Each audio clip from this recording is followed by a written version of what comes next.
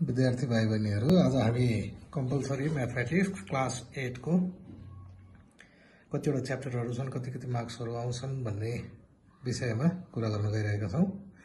Class 8 को BLE मा तपाईहरुको 6 वटा च्याप्टर छन्।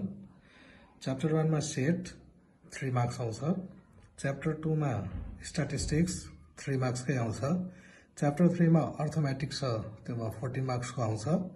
च्याप्टर 4 मा मेन्सुरेसन छ, त्योबाट 5 मार्क्सको आउँछ। च्याप्टर 5 अल्जेब्रा छ, त्योबाट 10 मार्क्सको आउँछ। र अन्तिम च्याप्टर 6 ज्योमेट्री छ, त्योबाट 15 मार्क्सको आउँछ।